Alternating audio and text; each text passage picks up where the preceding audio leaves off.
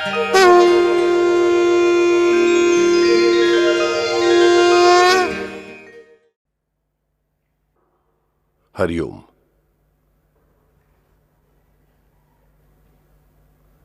સીતા શક્તિ શ્રીમદ હનુમાન કિલકમ. સીતા શક્તિ આપણે જોઈ. આજે આપણે જોવાનો છે સૌથી મહત્વનો ભાગ, શ્રીમદ હનુમાન કીલકમ.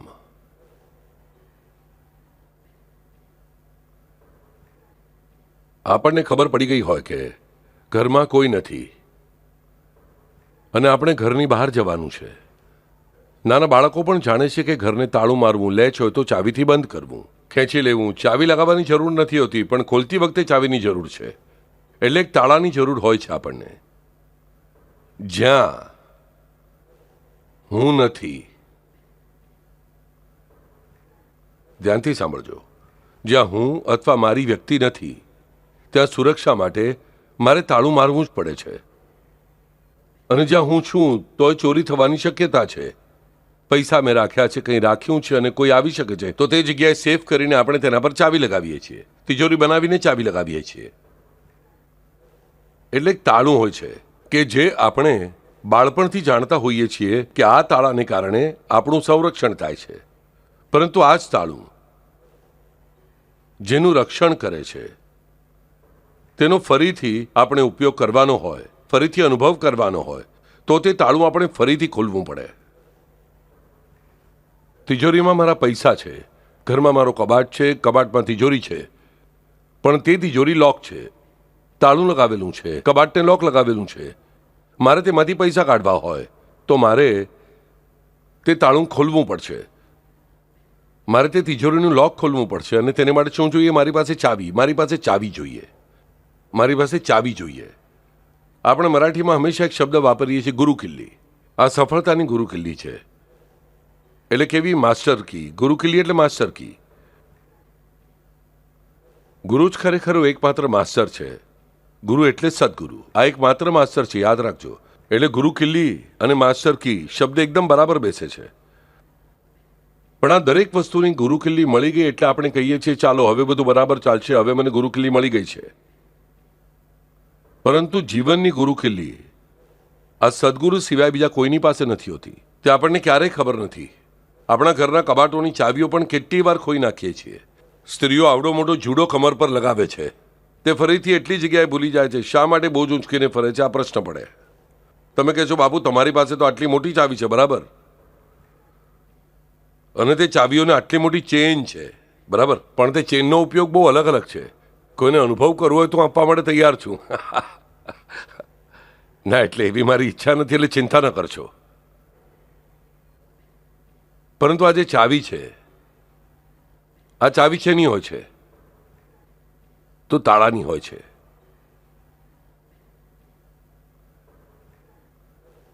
તો આ ચાવી છે શેની? તાળાની હોય છે. ના, જો ઘરને તાળું છે, આપણે એમ કહીએ છીએ કે ઘરના તાળાની ચાવી, એમ કહીએ છીએ આપણે કહીએ છીએ ઘરની ચાવી, તિજોરીની ચાવી. તિજોરીને તાળું છે, તિજોરીના તાળાની ચાવી છે, પણ એમ આપણે કહેતા નથી. એટલે તે ચાવી, તે તાળું, અને તે તાળું જેને લાગેલું છે તે ચાવી એ તાળાની નહીં, પણ ચાવી જે વસ્તુને તાળું લાગેલું છે તે વસ્તુની હોય છે. પરંતુ આપણે અટવાઈને શેમાં પડીએ છીએ કે ચાવી જોઈએ, તાળું ખોલવું જોઈએ. પણ શા માટે? ઇંગ્લિશમાં એક વાર્તા વાંચીએ છીએ, પેન્ડોરા બોક્સ. અથવા આમ એકદમ સંક્ષિપ્તમાં કહેવું હોય તો એક પેટી હોય છે, તે પેટીમાં કંઈક હોય છે, ખોલશો નહીં એમ કહેવામાં આવ્યું છે. એક ચાવી લઈને તે પેટી ખોલવામાં આવે અને તે પેટીમાંથી બધા દુઃખ બહાર નીકળે છે. આખા વિશ્વમાં દુઃખ ફેલાઈ જાય છે. ખોલવાવાળાને ખબર નહોતી કે અંદર શું છે, તોય ખોલવાની જિજ્ઞાસા એને હતી. આપણા જીવનમાં આવી જ અનેક પેટીઓ, અનેક કબાટો, અનેક તાળા આપણે ખોલીએ છીએ જુદી જુદી ચાવીઓ વાપરીને. અને તે ખોલતી વખતે આપણને ખબર નથી હોતી કે ખરેખર અંદર શું છે. આજે આપણે જે કંઈ કરીએ છીએ, જે કંઈ બોલીએ છીએ, તે દરેક વસ્તુ એક ચાવી છે, યાદ રાખજો. આપણી પાસે અનેક ચાવીઓ હોય છે. એટલે ખરેખર શું? તો આપણે જે કર્મ કરીએ છીએ ને, તે કર્મ જ ચાવી છે, યાદ રાખજો. અને તે ચાવીથી આપણે ખોલીએ છીએ શું? તો મારા જ પ્રારબ્ધના ભોગ. હું હંમેશા કહું છું કે 2 જન્મનું પુણ્ય અને 2 જન્મનું પાપ લઈને માણસ જન્મ લે છે, પણ છેવટે લખીને કંઈ નથી આવ્યું. યાદ રાખજો, કંઈ લખીને આવ્યું હશે તે દરેક જગ્યાએ 3 માર્ગ હોય છે, ઓછામાં ઓછા. ખરેખર તો વધારે જ હોય છે. હવે મારા પર આધાર રાખે છે કે હું કઈ ચાવીઓ વાપરું છું. મેં સારું કર્મ કર્યું તો તેનાથી જે તાળા ખોલવાના હશે તે સારા તાળા ખોલવામાં આવે. કમનસીબે કોઈ ખોટું તાળું જો ખુલી ગયું તો મારી પાસેની બીજી ચાવીઓની મદદથી હું સારા તાળા ખોલીને સારી બાબતો બહાર કાઢી શકું છું. મારા હાથમાં જે કર્મ સ્વાતંત્ર્ય છે, મને જે કર્મ સ્વાતંત્ર્ય આપવામાં આવ્યું છે, તે જ ચાવીઓ છે. યાદ રાખજો, તે જ ચાવીઓથી હું મારા નસીબના દરવાજા ખોલી શકું છું. ફલાશાનું પૂર્ણ વિરામ. કામ ત્યાગનું આ જ રહસ્ય. કરવા નિત્ય નૈમિત્તિક કર્મ, શુદ્ધ સ્વધર્મ તેનું નામ. મારી અત્યંત ગમતી પંક્તિ છે સાહિત્ય સચ્ચરિત્રમાંથી, અને આ જ ગુરુ ચાવી છે. ફલાશાનું પૂર્ણ વિરામ. કામ્ય ત્યાગનું આ જ રહસ્ય. કરવા નિત્ય નૈમિત્તિક કર્મ, શુદ્ધ સ્વધર્મ તેનું નામ. આનંદ મેળવવો એ જ માણસનો સ્વધર્મ છે, આનંદ. પરંતુ તેના માટે મને આવશ્યક શું હોય છે? ફલાશાનું પૂર્ણ વિરામ. ફલાશાને સંપૂર્ણ રીતે રોકવી પડે. જેટલા પ્રમાણમાં ફલાશા તેટલા પ્રમાણમાં લઘુત્વ. આ મને પહેલા સમજાવવું જોઈએ, અને આ જ ગુરુ ચાવી છે આપણા જીવનની. આપણે નિત્ય નૈમિત્તિક જે કર્મ છે તે કરવું જ જોઈએ. ફલાશા છોડવી, ફળની અપેક્ષા છોડવી એટલે કર્મ નથી છોડવાનું. મારું સારું થાય છે તે ઈચ્છા છોડવાની નથી. મને પરમેશ્વર જોઈએ છે તે ઈચ્છા છોડવાની નથી. મારે સારું શિક્ષણ પ્રાપ્ત કરવું છે તે ઈચ્છા છોડવાની નથી. મારે સારા પૈસા મેળવવાના છે તે ઈચ્છા છોડવાની નથી. આપણને ફલાશા છોડવી એટલે શું તે જ સમજાતું નથી. ફલાશા છોડવી એટલે શું? મનુષ્ય તરીકે આપણે જન્મ લીધો એટલે આપણે આનંદ મેળવવાનો એ ફલાશા જ છે. આપણને સુખ જોઈએ છે એ ફલાશા જ છે. મારે ભણવું છે તો એ ફલાશા છે. તો શું આ બધી ફલાશા જ છે? ના, આ ફલાશા નથી. સારું શિક્ષણ પ્રાપ્ત કરવાની ઈચ્છા હોવી એ ફલાશા નથી. સારું શિક્ષણ પ્રાપ્ત કરવાની ઈચ્છા હોવી તે તમારી યોજના છે, એ તમારો વિચાર છે. પરંતુ આ શિક્ષણ હું આ પ્રકારે મેળવીશ, આમાં મારો પહેલો જ નંબર આવવો જોઈએ, મને આટલા જ માર્ક્સ મળવા જોઈએ, તે પછી મને આવી જ નોકરી મળવી જોઈએ, મારું આવું જ બધું થવું જોઈએ. આ જે ફળ છે ને, તે પ્રક્રિયાના જે ફળ છે તેની આશા રાખવી એટલે જ ફલાશા. મારે આનંદ પ્રાપ્ત કરવો છે, આ ફલાશા નથી. મારે આનંદ પ્રાપ્ત કરવો છે તે વૃક્ષ છે, પણ તે વૃક્ષના ફળોની અપેક્ષા ન રાખશો કે આવી રીતે મળ્યું તો જ મને આનંદ મળશે. આ છોડી દો. આપણા મનમાં ફિક્સ્ડ આઈડિયાઝ હોય છે કે આવું થાય તો જ સુખ છે, આવું થાય તો દુઃખ છે. ના, આ ફલાશા સંપૂર્ણ રીતે પરમેશ્વરને સોંપી દેજો. મારે સારા પૈસા કમાવા છે, આમાં કંઈ જ ખરાબ નથી, પણ અમુક જ કમાવા છે, આના કરતાં વધારે કમાવા છે, પડોશણ કરતાં વધારે કમાવા છે, અથવા આ માર્ગથી જ કમાવા છે. ના, આ બધી ફલાશા છે. ફલાશાનું પૂર્ણ વિરામ એટલે શું એ મને સમજાવવું જોઈએ. મારે આનંદિત થવું છે, આ આશા તો રાખવી જ જોઈએ, આ ઈચ્છા રાખવી જ જોઈએ, મને મારા પરમેશ્વર મળવા જ જોઈએ, આ અપેક્ષા હોવી જ જોઈએ, આ કામ હોવું જ જોઈએ. નહીતર પરમેશ્વરે કામને પુરુષાર્થ કયો ન હોત. ધર્મ, અર્થ, કામ, મોક્ષ ચારે પુરુષાર્થ છે. ભક્તિ જ્ઞાનેશ્વરે કીધું પંચમ પુરુષાર્થ છે, અને બાપુ આપણા માથા પર છઠ્ઠો પુરુષાર્થ લાદી રહ્યા છે, મર્યાદા. પણ આ મર્યાદા પુરુષાર્થ સિવાય કંઈ જ નથી. યાદ રાખજો, આ કામ પણ સાક્ષાત શ્રી કૃષ્ણે, રામે બંને આપણને કીધું છે કે આ પુરુષાર્થ જ છે. અર્થ આ પણ પુરુષાર્થ છે, એટલે કે આ ખરાબ બાબત નથી. તો આ અર્થને અને કામને શ્રી કૃષ્ણ ભગવાન પોતે ગીતામાં પુરુષાર્થ પણ માને છે, અને પછી ફલાશા છોડી દો એમ પણ કહે છે. એટલે નિષ્કામ થઈને અકર્મ થવા માટે નથી કહેતા, પણ નિષ્કામ કર્મયોગ આચરણ કરવા કહે છે કે ઝાડ લગાડવાનું, પણ ઝાડની અમુક ડાળી પર અમુક જગ્યાએ ફળ આવવું જોઈએ. આ જે મારી કલ્પના હોય છે તે ખોટી છે. તમે ધારો કે એક ઝાડ વાવ્યું, અને તે ઝાડને અમુક ઇંચ પર અમુક ફળ આવવું જોઈએ, તે આ જ સાઇઝનું હોવું જોઈએ, આ જ વજનનું હોવું જોઈએ, તે આટલા દિવસમાં જ પાકી જવું જોઈએ.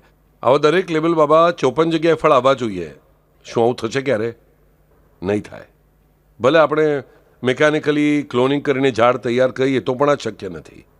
તે જ પ્રમાણે તો મને સમજાઈ જવું જોઈએ કે મારા જીવનમાં મારે શું કરવાનું છે. તે મારા અધિકારમાં છે. કેવી રીતે વર્તવું તે મારા અધિકારમાં છે. અને તેનાથી પણ સૌથી મહત્વની બાબત, એટલે મેં અનેકવાર કહેલી બાબત ફરીથી કહું છું કે આપણે રિસ્પોન્સ કેવી રીતે આપીએ છીએ થનારી ઘટનાઓને, આ સૌથી મહત્વની બાબત છે. આપણે હંમેશા બાબતો પર રિએક્ટ કરીએ છીએ, પ્રતિસાદ નથી આપતા, રિસ્પોન્સ નથી આપતા. રિએક્શન રોકો. કોઈ મને બોલ્યો કે તરત આઈ રિએક્ટ. તેણે મને ગાળ આપી, હું તેને ગાળો જ આપીશ. ઘરનો કોઈ સગો ભાઈ બહેન, પતિ પત્ની એકબીજાને કંઈ બોલ્યા કે આપણા મનમાં તરત ગુસ્સો સંતાપ શરૂ થઈ જાય છે. એટલા સમય માટે તે વ્યક્તિ આપણી શત્રુ બની ગયો છે. This is reaction. અને હંમેશા આ સૃષ્ટિનો નિયમ શું? Action and reaction are equal and opposite. Reaction હંમેશા માનવને એક્શનની વિરુદ્ધ દિશામાં લઈ જાય છે, જ્યારે રિસ્પોન્સ તે માણસને યોગ્ય દિશામાં લઈ જાય છે. રિસ્પોન્સ એક્શનની દિશામાં જતો નથી કે રિએક્શનની દિશામાં જતો નથી. જે કોઈ યોગ્ય દિશા છે તે દિશામાં જાય છે. તો તે કોઈ વખત એક્શનની દિશા છે, રિએક્શનની દિશા છે, અથવા કોઈ બીજી ચોથી દિશા છે. કેવી રીતે? સાદી બાબત છે. જુઓ, એકદમ સુંદર અને સાદી બાબત છે. 12મા ધોરણનો એક છોકરો પરીક્ષામાં બેઠો છે. છોકરો હોય કે છોકરી કોઈ પણ, તેણે ખૂબ અભ્યાસ કર્યો છે અને માર્ક્સ ઓછા મળ્યા. કમનસીબે મળ્યા, જે કંઈ હશે, પણ માર્ક્સ ઓછા મળ્યા. પહેલી ક્ષણે માતા પિતાને મનમાં શું લાગે છે? તો દુઃખ થાય છે. અરે, અત્યાર સુધી 92%, 93% મેળવવાવાળા બાળકને આ વર્ષે 89% મળ્યા, તે પણ બરાબર 12મા ધોરણની પરીક્ષામાં. હવે શું થશે આગળ? આ દુઃખ મનમાં ઉત્પન્ન થયા પછી અમુક માતા પિતા રિએક્ટ કરે છે. અમે તો તને કહેતા જ હતા કે તારો અભ્યાસ ઓછો પડ્યો છે, તે આમ કરીને અમારું નામ બગાડ્યું છે, તે અમને કાળી ટીલી લગાડી, અમારું નાક કાપ્યું. હવે ભોગવ તારા પોતાના કર્મના ભોગ. પહેલે દિવસે, બીજે દિવસે અમે કહેતા જ હતા કે પિક્ચર ન જોતો, ટીવી ન જોતો. આ રિએક્શન થયું.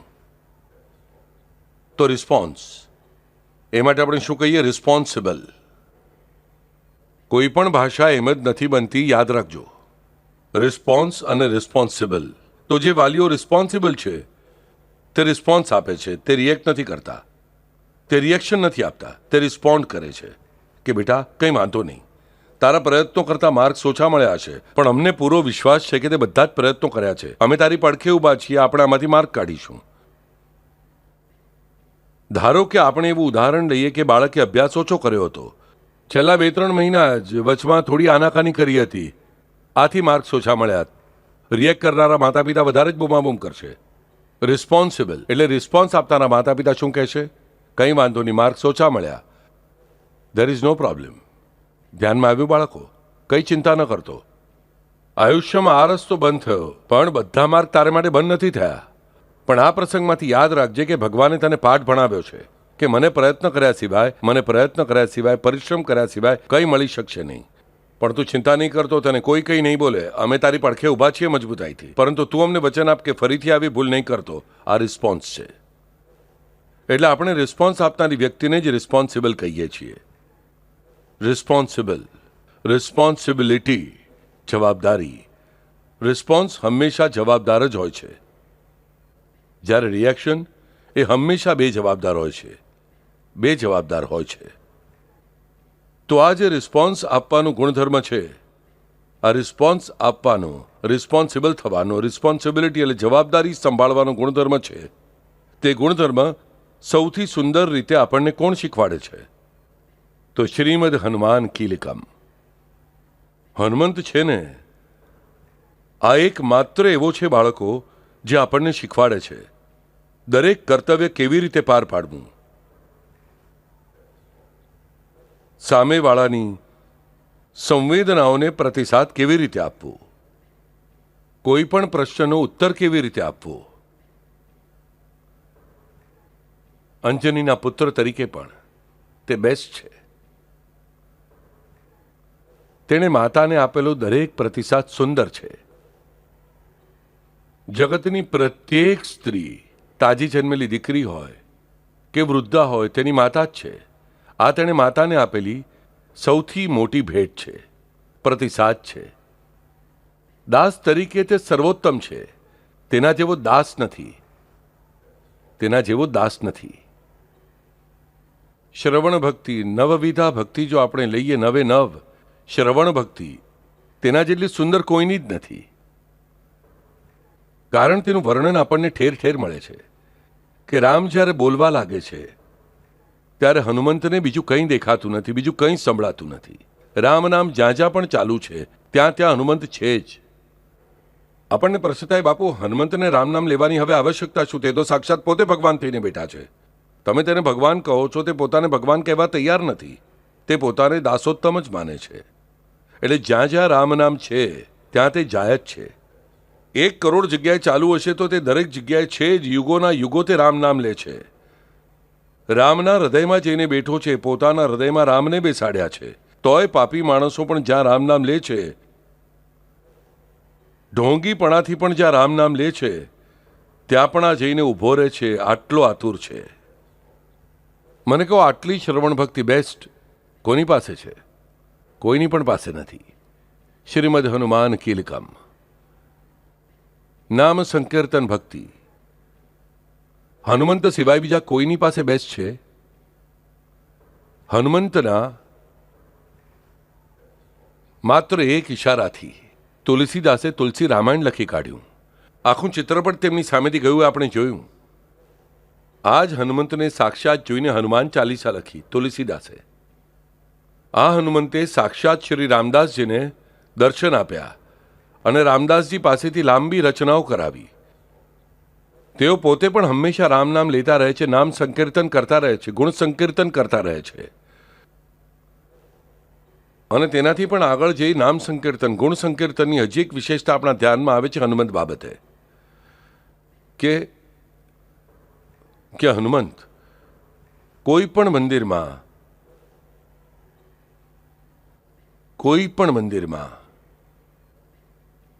શ્રી રામના પણ સુખેથી રહે છે, દેવીના મંદિરમાં પણ સુખેથી રહે છે, કૃષ્ણના મંદિરમાં પણ સુખેથી રહે છે, ગણપતિના મંદિરમાં પણ સુખેથી રહે છે.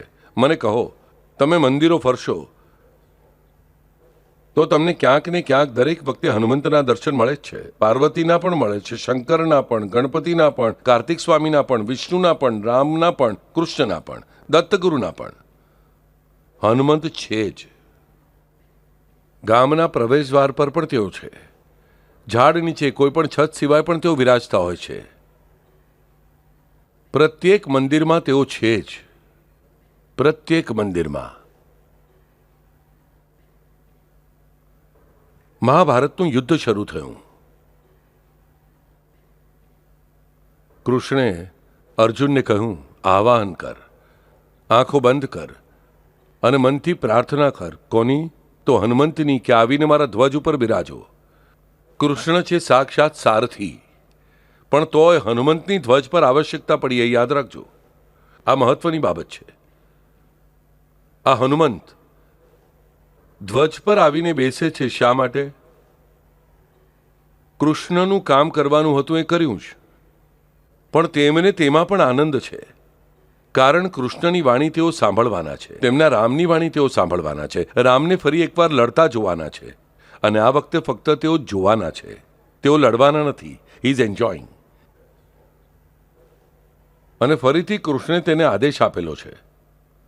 હનુમંત આવીને નમસ્કાર કરે છે કૃષ્ણને. તે જ ક્ષણે તેમને સાક્ષાત રામ દેખાય છે. તેમને બીજું કંઈ જ નથી દેખાતું, તેમને સાક્ષાત રામ દેખાય છે. અને પછી રામને, તે રામને, કૃષ્ણ હોય તેવા રામને અથવા રામ હોય તેવા કૃષ્ણને હનુમંતજી પૂછે છે કે દેવ, હું શું કરું? એ રામ છે, કૃષ્ણ છે, કોયડો તમે ઉકેલો. તેઓ કહે છે, બાબા તું આ ધ્વજ પર જઈને બેસ. ધ્વજ પર બેસીને હું શું કરું? તને જે જોઈએ તે કર. એ કહે છે, મારે તમને જોવા છે. જો વાત કેટલી સુંદર છે. આ વારકરી સંપ્રદાયની વાર્તાઓ ખૂબ સરસ છે.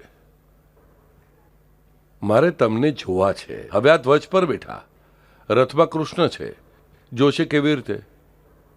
બરાબર, સાદો સીધો પ્રશ્ન છે. ત્યારે કૃષ્ણે તેમને કહ્યું કે હે હનુમંત, તું જેવો ધ્વજ પર છે તે સ્થિતિમાં રહેવું તારે માટે ભાગ્યની બાબત છે, પણ તે સ્થિતિમાં પણ તું મને સતત જોઈ શકીશ. અને એટલે કૃષ્ણે પોતાના માથા પરનું છત્ર, સારથીના માથા પર છત્ર હોય તે કાઢી નાખ્યું. રથમાં અર્જુન છે. કૃષ્ણ હંમેશા અર્જુનના રથમાં છત્રની બહાર બેસે છે, યાદ રાખજો. આપણે બીજા રથીઓના રથ જોઈશું તો સારથી થોડા પાછળ બેઠા હોય છે, કૃષ્ણ આગળ બેઠા છે છત્રની. તેમણે માથા પર છત્ર આવવા દીધું નહીં. શા માટે? તો ઉપર બેઠેલા હનુમંતના કૃષ્ણ સતત દેખાવા જોઈએ એટલે. કૃષ્ણ જે જે બોલે છે અર્જુન સાથે તેઓ બધું સાંભળે છે, વિશ્વરૂપ દર્શન પણ સાંભળે છે. અને બધું કરતા કરતા આ હનુમંત સાતત્યથી નામસ્મરણ કરી રહ્યા હતા. શ્રી રામ જય રામ જય જય રામ, આ જ મહામંત્ર તેઓ કહી રહ્યા હતા. મહાભારતનું યુદ્ધ પૂરું થયા પછી અર્જુન કૃષ્ણને પૂછે છે કે સાક્ષાત તમે ત્યાં ઊભા હોવા છતાં આ હનુમંત શ્રી રામ જય રામ જય જય રામ શા માટે કહી રહ્યા હતા? કૃષ્ણે કહ્યું, તે કહી રહ્યા હતા, મને તો કંઈ જ સંભળાયું નહીં. અર્જુનને થાય છે કે કૃષ્ણ બિઝી હશે એટલે એમના ધ્યાનમાં નહીં આવ્યું હોય, પણ આપણે તો સાંભળ્યું શ્રી રામ જય રામ જય જય રામ. છેવટે આશરો હંમેશા રૂકમણી માતાનો. રૂકમણીને પૂછવા અર્જુન જાય છે કે રૂકમણી માતા, મને આખા યુદ્ધ દરમિયાન તો શ્રી રામ જય રામ જય જય રામ સંભળાતું હતું, અને કૃષ્ણને પૂછ્યું એમને કંઈ સંભળાતું જ નહોતું, આમણે કૃષ્ણનું નામ શા માટે ન લીધું? ત્યારે રૂકમણી કહે છે, ચાલ આપણે બંને જઈએ અને હનુમંતને પૂછીએ. હવે રૂકમણી અર્જુનને લઈને હનુમંત પાસે જાય છે. હનુમંત ધ્યાનસ્થ બેઠા છે રામ નામમાં, અને રૂકમણી આવતા જ એમની આપમેળે આંખો ખુલી જાય છે. હનુમંત નમસ્કાર કરે છે અને કહે છે, જાનકી માતા, કેટલા દિવસ પછી મળી, લે તારા બાળકને નજીક લે. અર્જુન ફરીથી આશ્ચર્યમાં પડી જાય છે, આ તો સાક્ષાત રૂકમણી છે, આ એમને જાનકીજી કેમ કહે છે?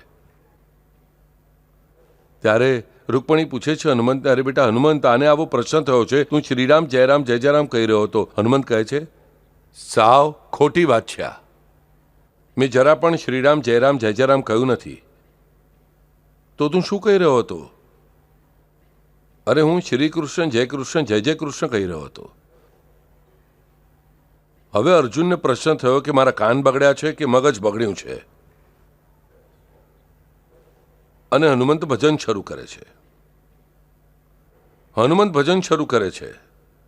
હનુમંત એમને કહે છે કે હું હવે શ્રીરામ જય જય રામનું ભજન કરીશ. અને અર્જુનને શ્રી કૃષ્ણ જય કૃષ્ણ સંભળાય છે. થોડી વાર પછી અટકીને હનુમંત એમને કહે છે કે હું હવે શ્રી કૃષ્ણ જય કૃષ્ણ, તો અર્જુનને શ્રીરામ જય રામ સંભળાય છે. એટલે ધ્યાનમાં આવશે કે આપણને શું કહેવામાં આવી રહ્યું છે આ કથા દ્વારા, કે આ નામોના ગોટાળામાં પણ આપણે અટકવાનું નથી. કારણ કે ખરેખર નામ લેવાની જવાબદારી, રિસ્પોન્સિબિલિટી તે હનુમંતની છે અને તે કરે જ છે. તેઓ જે ઉચ્ચારણ કરે છે તેના આપણે ફક્ત ઉચ્ચારવાનું છે. આપણો નાનકડો ભાગ આપણે આ હનુમંતના નામ સ્મરણમાં અર્પણ કરવાનો છે. ફક્ત એટલું જ કામ છે આપણું. અને આપણું નામ સ્મરણ કેટલું અથાગ થશે તેનો વિચાર કરો. યુગોના યુગ, કલ્પોના કલ્પ આ હનુમંત નામ સ્મરણ કરે, આટલી આની નામ સંકીર્તન ભક્તિ મોટી. તે પછી જો આપણે જોઈએ તો વંદન ભક્તિ, આમના હાથ હંમેશા જોડાયેલા હોય. બધાએ હાથ જોડ્યા છે, અથવા તેઓ ભજન કરતા હોય છે. હાથમાં કરતાલ લેવું એ પણ નમસ્કારનો જ એક પ્રકાર માનવામાં આવે. એટલે આમના જેટલી વંદન ભક્તિ કોઈની જ નથી. કોઈ પણ બીજા દેવ આ ભૂમિકામાં નથી. ગરુડ અને હનુમંત જ ફક્ત વંદન ભક્તિ, અર્ચન ભક્તિ. અર્ચન તો હનુમંત જેટલું કોઈ કર્યું જ નથી. અર્ચન, વિચાર કરો, રામના મંદિરમાં રામની સામે હંમેશા હનુમંત હોય છે હાથ જોડીને. અને સૌથી મહત્વની બાબત આપણને અહીંયા સમજાઈ જવી જોઈએ કે રામેશ્વરમમાં જ્યારે રામે રામેશ્વરમના લિંગની સ્થાપના કરી ત્યારે રામ શિવજીની પૂજા કરે છે અને આ શિવજીનો જ એક અંશ છે તેવા હનુમંત ત્યાં ઉપસ્થિત છે. શિવ એટલે હનુમંત નહીં, શિવનો અંશ એટલે હનુમંત. આ હનુમંત ત્યાં ઊભા છે. આ રામ લિંગની પૂજા કરે છે અને પૂજા કરતા કરતા આ હનુમંત રામની પૂજા કરે છે. આ અર્ચન કેટલું શ્રેષ્ઠ છે કે પોતે હું જેનો અંશ છું તેની ઉપાસના જે કરે છે, તેની પૂજા, તેની ઉપાસના, તેની ભક્તિ આ હનુમંત કરે છે. હનુમંતે ક્યારેય કોઈ પણ ફળ રામને અર્પણ કર્યા સિવાય ખાધું નથી. રામ સૂવે તે પહેલાં તે સૂતા નથી.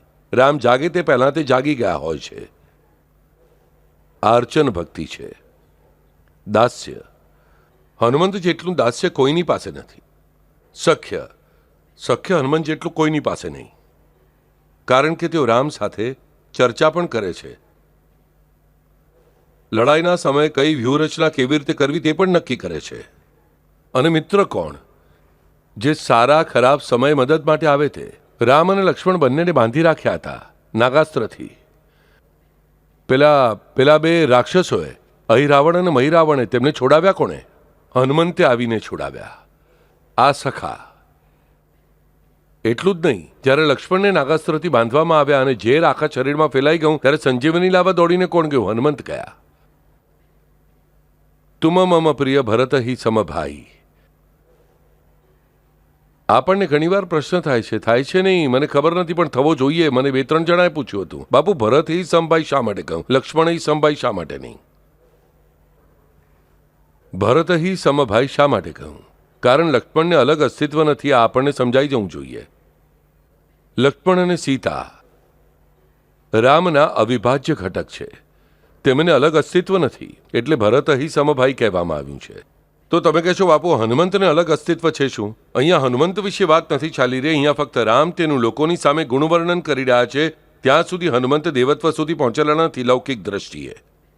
ત્યાં આસપાસના લોકોને ખબર નથી કે હનુમંત પણ દેવ છે. આ યાદ રાખજો. અને એટલે જ રામને શબ્દ ગમે છે, તુમ મમ પ્રિય ભરત સમભાઈ. આ સખ્યત્વ પણ તેની પાસે જ છે. અત્યંત સુંદર સખ્યત્વ. આત્મસમર્પણ છે, આત્મનિવેદન છે. રામની ઈચ્છા તે જ તેમની ઈચ્છા. રામનો શબ્દ તે જ તેમનો શબ્દ. બીજું કંઈ તેમના જીવનમાં નથી. નવવિધા ભક્તિમાં આપણે કહીએ છીએ તો પ્રત્યેક વિધિ વિધાન તેમાં બેસ્ટ છે ફક્ત હનુમંત જ. અને આ હનુમંત છે તે આપણને શીખવાડે છે શું? તો રિસ્પોન્સ કેવી રીતે આપવો. આ નવવિધા ભક્તિના જે 9 પગથિયા, આ ફક્ત ભક્તિમાં જ નહીં, કોઈ પણ બાબતમાં લો. આપણે તે કરવાની હોય અથવા શીખવાની હોય તો આપણે આ જ 9 પગથિયાથી જવું પડે છે. આપણે સારા ગાયક બનવું છે તો આપણે પહેલાં શ્રવણ ભક્તિ કરવી જોઈએ. પહેલાં આપણે સારું સંગીત સાંભળવું જોઈએ. પછી તેનું સંકીર્તન કરવું જોઈએ. પ્રયત્નો કરવા જોઈએ. પરિશ્રમ કરવો જોઈએ. તે પછી વંદન અને અર્ચન કરવું જોઈએ કે જે મહાન છે, તેના જાણકાર છે, તેમને નમસ્કાર કરીને પરિપ્રષ્ટેને સેવ્યા. તેમની પાસેથી મારે નવું શીખી લેવું જોઈએ. જે હું શીખું છું તે જ્ઞાનની અને જ્ઞાનદાતાની પૂજા કરવી જોઈએ. તે પછી મારે દાસ્ય કરવું જોઈએ. ફક્ત હવે મારે ગાવામાં શ્રેષ્ઠ ગાયક બનવું છે, એટલે કે ફક્ત આ જ્ઞાન વિદ્યાનો દાસ છું. એ ભાવનાથી તે વિદ્યા મારે સંભાળવી જોઈએ. અને જ્યારે હું સંપૂર્ણ રીતે દાસ બની જઈશ, મારી પાસે પૂરી વિદ્યા આવી જશે, ત્યારે તે વિદ્યાને મારે મિત્ર બનવું જોઈએ, શત્રુ નહીં. એટલે કે તે વિદ્યાનો ઉપયોગ મારે સારા માટે કરવો જોઈએ, ખરાબ માટે નહીં. અને પછી આવે છે તે આત્મસમર્પણ, આત્મનિવેદન. એટલે કે ગીત અને હું, અમારું જીવન એકરૂપ થઈ ગયું છે. ગાવા સિવાય મારું જીવન નહીં, મારા જીવન સિવાય ગાવું નહીં. અને વચ્ચે મેં જાણી જોઈને ઉલ્લેખ નથી કર્યો તે ભક્તિ એટલે પાદ સંવાહન. પાદ સંવાહન દાસ્ય પહેલા કરવું જ પડે છે. પગથી શરૂઆત કરીને મારે તેના માથા સુધી દરેક કળા, છંદ, જ્ઞાન, વિજ્ઞાન જે કંઈ પ્રાપ્ત કરવાનું હોય તેની શરૂઆત મારે પગેથી કરવી પડે. કોઈ કહે છે કે હું પહેલાં એન્જિનિયરિંગની પરીક્ષામાં બાળકને બેસાડીશ, ઉંમરના 7મા વર્ષે અને 19મા વર્ષે મને પહેલા ધોરણમાં બેસાડીશ. આ ઉલટો પ્રવાસ ક્યારે શક્ય છે? બાળકો મને કહો. ભલે કોઈ પણ ગમે તેટલો મોટો સાયન્ટિસ્ટ બની જાય, તેણે ગમે એટલી મોટી શોધ કરી તો પણ શક્ય છે શું કે બાળકને 7મા ધોરણમાં ડોક્ટરના એમડીના વર્ષમાં દાખલ કર્યું અથવા એન્જિનિયરિંગના બીઈના વર્ગમાં દાખલ કર્યું અને પછી ઉલટા ક્રમમાં જતા જતા ઉંમરના 23મા વર્ષે તે પહેલા ધોરણમાં બેઠો? આ શક્ય છે શું? શક્ય નથી. આ સૌથી મહત્વની બાબત આપણે ધ્યાનમાં લેવી જોઈએ. ભક્તિમાં પણ આ જ બાબત ધ્યાનમાં રાખજો. અને આ આપણને હનુમંત શીખવાડે છે. આપણી ઈચ્છા શું હોય છે કે આપણને પહેલા ડિગ્રી મળી જાય, પછી આપણે અભ્યાસ કરીશું. ભગવાને પહેલા આપણને ચમત્કાર બતાવવો, પહેલા તેની પ્રતીતિ આપવી, પછી આપણે તેને દેવ માનશું. આવી જો તમારી મનોવૃત્તિ છે તો 5મા વર્ષે બાળકને બીઈના વર્ગમાં નાખી જુઓ અને પછી તેને 23મા વર્ષે પહેલા ધોરણમાં બેસાડો. જો આ શક્ય હોય તો પછી તે પણ થઈ શકશે, પણ તે નહીં જ થાય. આવતીકાલે કોઈ માતા કહે કે 9 મહિના શા માટે બાળકને પેટમાં મોટું કરવું, એકદમ 80 વર્ષનું બાળક મને આપ. સરસ આઈડિયા છે ને? 80 વર્ષનું બાળક મને આપ એટલે પોતાની જાતે પૌત્ર પરપૌત્ર તૈયાર જ છે, કોઈ ચિંતા જ નહીં, બરાબર? અને પછી તે ધીમે ધીમે એક વર્ષ નાનો નાનો થતો થતો મારા સુધી આવવા દે. આ નરી મૂર્ખતા જ છે ને? આવી બાબતો ક્યારે થઈ શકે મને કહો? આ બધી અસંભવ બાબતો છે, અસંભવ બાબતો. જેમ સસલાને શિંગડા હોવા અસંભવ છે, અસંભવ છે. સૂર્ય અંધારું આપે અસંભવ છે, અસંભવ છે. એ આપણને સમજાઈ જવું જોઈએ. તો આ જે હનુમંત છે ને બાળકો, એ હનુમંત આપણને રિસ્પોન્સ આપવાની કળા શીખવાડે છે, યોગ્ય માર્ગે લઈ જવાની કળા શીખવાડે છે દરેકે દરેક બાબતમાં. અને તેમાં આ મહત્વનો મુદ્દો છે પાદ સંવાહન. પાદ સંવાહન પછી આવે છે દાસ્ય ભક્તિ, દાસ્ય પછી સખ્ય, સખ્ય પછી આત્મનિવેદન. કોઈ પણ બાબતમાં આનંદ યશ પ્રાપ્ત કરવાના અંતિમ 4 પગથિયાં છે. તેમાંથી પાદ સંવાહન આપણે બરાબર શીખવું પડે. અને આ પાદ સંવાહન આ જ ખરી ગુરુ ચાવી છે. હનુમંતનું સંપૂર્ણ જીવન, હનુમંત આ જ કિલક છે. તો હનુમંતથી થનારું પાદ સંવાહન, હનુમંતે આપણને શીખવાડેલું પાદ સંવાહન આ જીવનની ગુરુ ચાવી છે બાળકો. પ્રત્યેક બાબતની શરૂઆત પગથી જ થાય છે. પહેલા 9મો માળ બાંધ્યો અને પછી પાયો ખોદ્યો. આવું ક્યારે થયું છે કે શું? ક્યારેય નહીં થાય. જ્યારે મૂર્ખ લોકો આપણને કહે છે કે અમને પહેલા કોઈ ચમત્કાર થાય, અમને પહેલા પ્રતીતિ આવે, ભગવાન પહેલા અમારા પર કૃપા કરે, અમે ભક્તિ પછી કરીશું, સમજી જવાનું કે આનું ખાતું ડૂબી ગયું, આની બિલ્ડિંગ તૂટી ગઈ. કારણ કે આ હવામાં બિલ્ડિંગ બાંધવા નીકળ્યો છે, એણે પાયો ખોદ્યો નથી. તમે કહેશો બાપુ અમુક જણને આવા અનુભવો આવે છે, બરાબર છે. આ રૂપ નહીં તો બીજા રૂપને એણે ખરેખર મનથી ભક્તિ કરી હોય એટલે આવે છે. એટલો જ ફરક છે, બીજું કંઈ નહીં. પાયા પહેલા 9મો માળ શું અને 8મો માળ શું, પહેલો માળ પણ આપણે બાંધી શકતા નથી. તે આપણને સમજાઈ જવું જોઈએ. પહેલા ગ્રાઉન્ડ ફ્લોર, પાયો અને તે પછી જ તેના પરના માળ.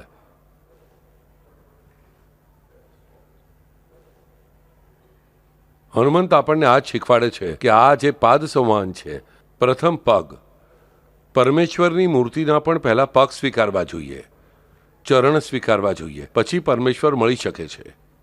અને આ રામરક્ષા સ્તોત્રમાં શ્રી હનુમાન કીલકમ કેવી રીતે, એ હવે આપણે જોવાનું છે. આપણે જે પહેલો પાઠ જોયો તે ઇન યુનિવર્સલ આઉટલાઇન કે સંપૂર્ણ વૈશ્વિક નિયમોમાં આ પાદ સંવાહન, આ હનુમંતની નવવિધા ભક્તિનો સંબંધ કઈ રીતે આપણને ગુરુચાવી બની આપણા કામમાં આવે છે. તો રામરક્ષાના એક પ્રવચનમાં મેં અગાઉ જ કહ્યું હતું, છેલ્લા 4-5 વર્ષમાં, કે રામ એટલે પુરુષાર્થ,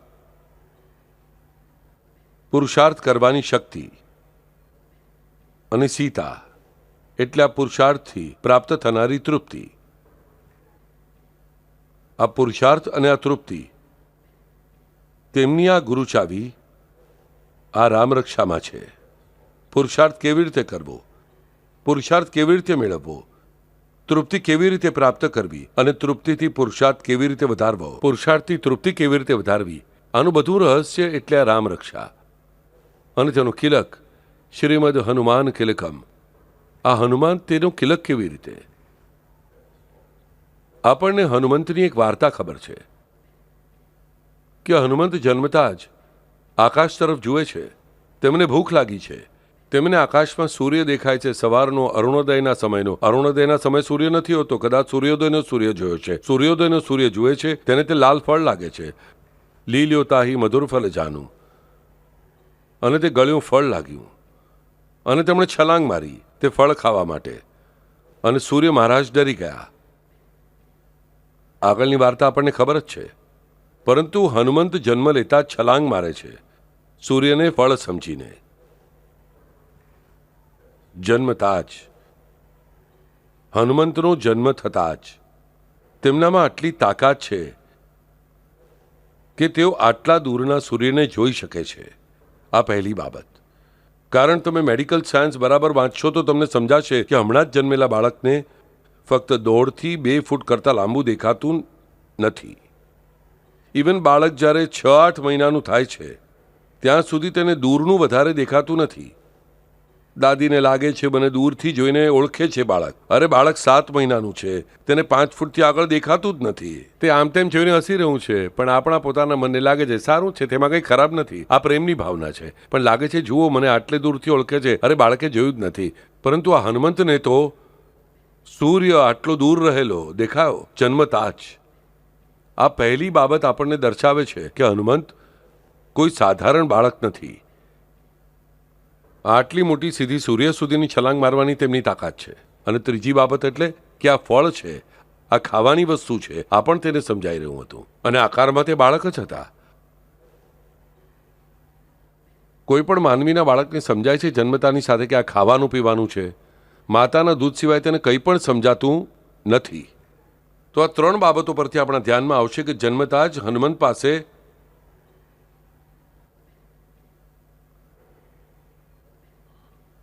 જન્મતા 3 પ્રચંડ શક્તિઓ હનુમંત પાસે છે, તેની આપણે ખબર હોવી જોઈએ.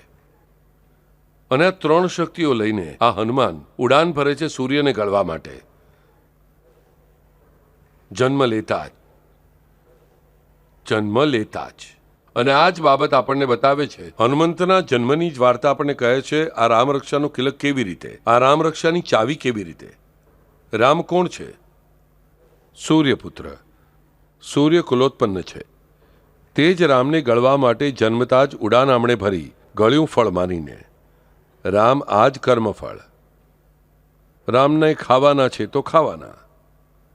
જન્મતા જ તેમને ભૂખ ફક્ત રામની છે, આ આપણને સમજાઈ જવું જોઈએ. શ્રી હનુમાન કીલકમ. જન્મતા જ આપણને ભૂખ ફક્ત રામની ક્યારેય નથી હોતી, કામની હોય છે. હનુમંત એકમાત્ર એવા છે જેને જન્મ લેતા જ, અને ત્યાં સુધી રામનો જન્મ થયો નથી, યાદ રાખજો. ભલે હનુમાન પૂર્ણિમા પછી આવતી હોય તો તે આવતા વર્ષ. રામનો જન્મ પહેલા થયો નથી, કારણ ધાર તે પ્રસાદ ઉઠાવીને જાય છે, અંજનીના હાથમાં નાખે છે, અંજની તે જ ક્ષણે ભક્ષણ કરે છે અને તે જ ક્ષણે હનુમંત પેટમાં રહે છે. તો અહીંયા દશરથ આવે છે, પૂજા કરે છે, પૂજા વિધાન કરે છે સ્ત્રીઓ દ્વારા, અને પછી ભક્ષણ કરે છે. તેમાં સમય જતો રહે છે. તો મહત્વની બાબત આપણા ધ્યાન પર આવી જોઈએ કે આ જે હનુમંત છે, આ જન્મ લેતા જ તેને ભૂખ ફક્ત રામની છે. અને આ જ કિલક. રામ એ જ ફળ, રામ એ જ ભૂખ, રામની જ ફક્ત ભૂખ. અને તેમના માટે આટલી મોટી ઉડાન ભરવાની તૈયારી. હું નાનો છું તેનો વિચાર ન કરતા આ જ કિલક. હું ગમે તેટલો નાનો હોઈશ એટલે હું ગમે તેટલો પાપી હોઈશ. હનુમંત પાસે પાપ નામનું પણ નથી, પણ માનવે એમની પાસેથી શીખવું જોઈએ કે હું ગમે તેટલો નાનો હોઈશ, હું ગમે તેટલો ક્ષુદ્ર હોઈશ, હું ગમે તેટલો પાપી હોઈશ, પણ જો ભૂખ મને રામની હશે, જો રામ આ જ મારું ફળ હશે. લીલ્યો તાહી મધુર ફલ જાનું. લીલ્યો, લીલાથી, તારી લીલાથી તે તેને મધુર ફળ જાણી લીધું છે. કે તેને મધુર ફળ જાણવું તે જ હનુમંતની લીલા છે. આપણને રામ ક્યારેય મધુર ફળ લાગતા નથી. આપણને બાકીના બધા ફળ મધુર લાગે છે, અને રામ નામનું ફળ તો આપણને દવાના કડવા ઘૂંટડા જેવું લાગે છે. તે ફક્ત દવા જેવું જ્યારે જરૂર પડશે આપણે ત્યારે લઈએ છીએ, બાકી નહીં. રામ નામ, પરમેશ્વરની ભક્તિ, સદગુરુની પૂજા તો આપણે ફક્ત વર્ષમાં એકાદ વાર કરવાની બાબત છે, તે પણ માંડ માંડ. એ વર્ષ સુખનું જવા દે, તેમ તેમ પૂરું થયું. દિવાળીના 4 દિવસ આપણે ખૂબ દીવાઓ કરીએ છીએ. લક્ષ્મી પૂજનના દિવસે આપણે લક્ષ્મી પૂજન કરીએ છીએ એકદમ ભક્તિભાવથી. આપણે બાકી ઘરમાં બીજી કોઈ પૂજા ન કરીએ તો પણ લક્ષ્મી પૂજન તો જરૂર કરીએ. દિવાળીના 4 દિવસમાં બીજું શું પૂજન કરીએ છીએ આપણે કહો મને? આજકાલ ગૌ પૂજા માટે કોઈના ઘરમાં ગાય વાછરડું નથી, ભેંસ નથી, કે જેથી ભેંસની પૂજા કરી તો તે શક્ય નથી, બરાબર? ધનતેરસના દિવસે નહીં કહીએ તો પણ બાપુ અહીંયા હોય છે, આપણે 4 લોકો આવીએ છીએ, નમસ્કાર કરીએ છીએ, ઠીક છે, નહીતર ધનની પૂજા કરવામાં આવે છે. નરક ચતુર્દશીના દિવસે આપણે કોની પૂજા કરીએ છીએ? અમુક લોકો, મને ખબર છે, દરવાજામાં નરકાસુરને બેસાડે છે, ખાંડના છાણા બનાવે છે. આજે મુંબઈમાં આપણે તો તે કરવાનું છોડી દીધું, પણ નરકાસુરને મારનાર નરક ચતુર્દશી નરકાસુરની ચતુર્દશી નથી, તે નરકાસુરને મારનાર કૃષ્ણની ચતુર્દશી છે. તે આપણને ખબર હોવી જોઈએ. હું ઘણા લોકોને જાણી જોઈને પૂછું છું કે અરે બાબા, આજે કયો દિવસ છે? આજે નરક ચતુર્દશી, નરકાસુરનો. અરે નરકાસુરનો દિવસ નથી, આજે કૃષ્ણનો દિવસ છે. આજે આપણે કૃષ્ણનું નામસ્મરણ કરવું જોઈએ, પણ આપણે કરતા નથી. પણ લક્ષ્મી પૂજન તો એકદમ વ્યવસ્થિત, અત્યંત ભક્તિભાવથી કરીએ જ છીએ. જે અમાસને આપણે બીજા દિવસોમાં ખરાબ માનીએ છીએ, તે અમાસે જ લક્ષ્મી પૂજન હોય છે, તો આપણે ભૂલી જઈએ છીએ. જો અમાસ ખરાબ હોત તો લક્ષ્મી પૂજન અમાસ પર કેવી રીતે રાખવામાં આવ્યું? પણ તે દિવસે આપણને લક્ષ્મી પૂજન કરતાં કંઈ લાગતું નથી. સૌથી મહત્વનું લક્ષ્મી પૂજન અમાસના દિવસે છે, તે કરતાં આપણે ડરતા નથી. બીજા દિવસોમાં અમાસથી આપણે ડરીએ છીએ. કંઈ આવશ્યકતા નથી, યાદ રાખજો. આપણે ભગવાનને આવી રીતે સાચવીએ છીએ, દવાની ગોળી જેવું. એક ઉપયોગી વસ્તુ જે મારા ઘરમાં હોવી મને આવશ્યક છે, બીજું કંઈ નહીં. હનુમંત પાસે આ ભાવ નહોતો જન્મથી. તેમને રામની ભૂખ જ હતી. રામ તે જ તેમનું ફળ હતું, અને તે પણ કેવું ગળ્યું ફળ હતું, કડવું ફળ નહીં. લીલ્યો તાહી મધુર ફલ જાનું. જો મારે યથોચિત પુરુષાર્થ કરવો હોય અને જો મારે તૃપ્તિ પ્રાપ્ત કરવી હોય તો મને હનુમંત આ જ એકમાત્ર ચાવી છે, તે બરાબર ઓળખતા આવડવું જોઈએ. અને હનુમંતની જેમ જ મારે મારામાં હું નાનો છું, મારું સામર્થ્ય નાનું છે, તેવો વિચાર ન કરતા રામ આ જ સુંદર ફળ છે. આ કૃષ્ણ, આ રામ, આ સાંવળો, આ વિઠ્ઠલ, આ જ ફક્ત વિશ્વમાં સૌથી ઉત્કૃષ્ટ ફળ છે. તે હું ખાઈશ જ, અને તે મેળવવા માટે મારે ગમે તેટલી મોટી છલાંગ મારવી પડે તો હું મારીશ જ. હું વચ્ચે જ છલાંગ મારતા પડ્યો તો આ વિચાર ન કરશો. અરે પડશો તો પણ કલ્યાણ જ થશે. બીજી જગ્યાએ પગ લપસીને પડવા કરતાં અહીંયા પડવું પછડાયેલું ખૂબ સારું છે. અને આ શ્રીમદ હનુમાન ખિલકમ કે હનુમંત જ આપણને જન્મથી તેની દરેક વાર્તામાં ચાવી આપતા રહે છે કે આ પુરુષાર્થ અને આ તૃપ્તિ, આ રામ અને આ સીતા, તેમનો સંબંધ મારે મારા જીવનમાં કેવી રીતે લાવવો જોઈએ. હનુમંતના જન્મની વાર્તા આપણે જોઈ.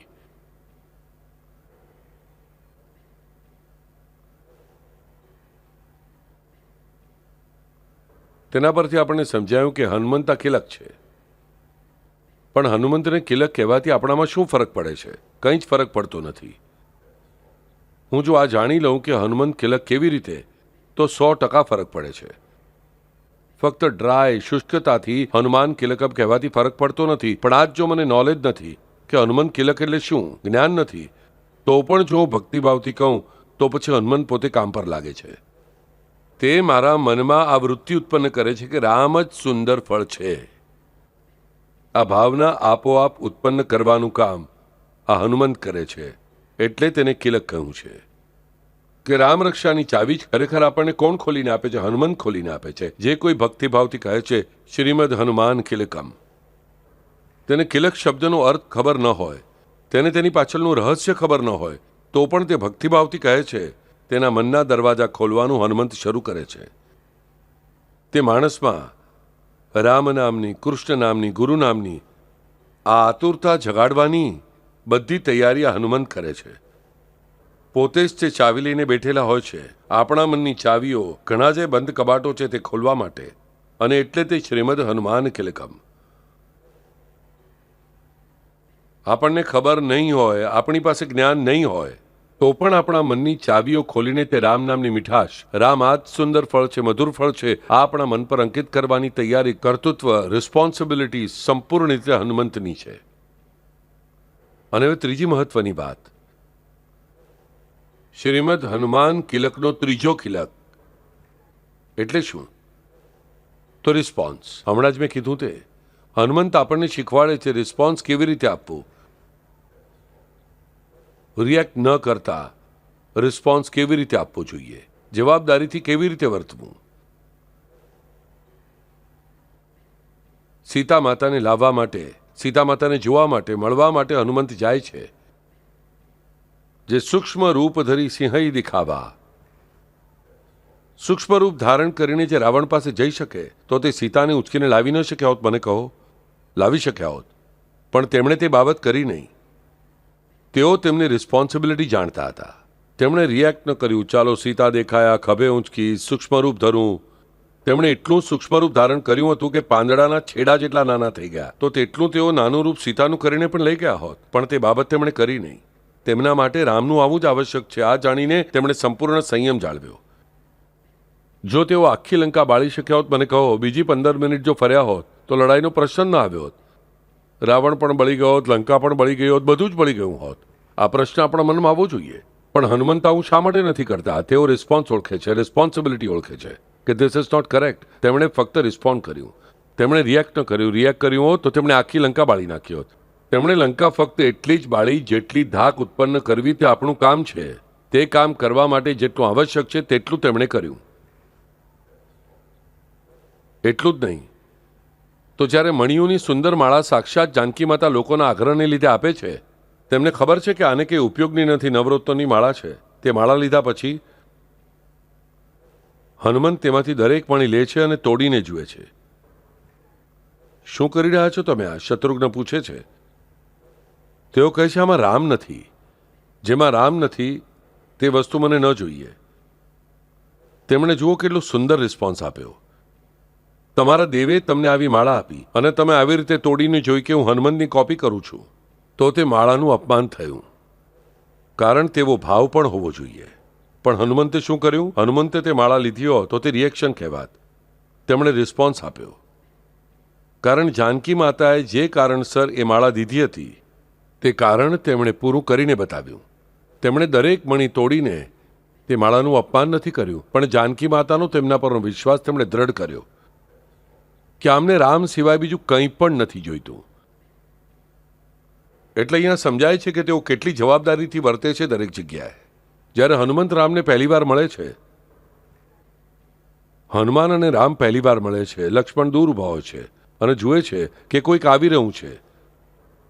સાવધ રહો, વૃદ્ધ બ્રાહ્મણના વેશમાં આવેલા છે હનુમંત, અને તેઓ પછી પોતાનું ખરું રૂપ પ્રગટ કરે છે. તેમના બોલવા પરથી લક્ષ્મણ કહે છે, મને લાગે છે આ બધા વેદોમાં પારંગત છે. આની વાણી અત્યંત મધુર છે. આ સંપૂર્ણ રીતે ન્યાયને અનુસરીને બોલે છે. આ ઉત્કૃષ્ટ વેદાંતી છે. સુગ્રીવના દૂત તરીકે તે આ રિસ્પોન્સિબિલિટી સારી રીતે પાર પાડે છે. તે રિસ્પોન્સ આપે છે. હું હનુમંત છું. આ ભાવ લાવતો નથી. હું સુગ્રીવનો નોકર છું. હું સુગ્રીવના માંડલિક રાજાનો પુત્ર છું. હું સુગ્રીવના પક્ષનો ફક્ત એક સૈનિક છું અને મારે રામને મળવા જવાનું છે. Simple matter ends. એટલે કે પોતાની રિસ્પોન્સિબિલિટી, ઉત્તરદાયિત્વ, જવાબદારી કેવી રીતે સંભાળવી, આ આપણને હનુમંત જ વારંવાર શીખવતા રહે છે. આપણને આવા રિસ્પોન્સ આપતા આવડવા જોઈએ જીવનમાં. હમણાં જે આપણા નાના બાળકનું ઉદાહરણ જોયું પરીક્ષાનું, હવે આપણે હનુમંતનું ઉદાહરણ જોઈ રહ્યા છીએ.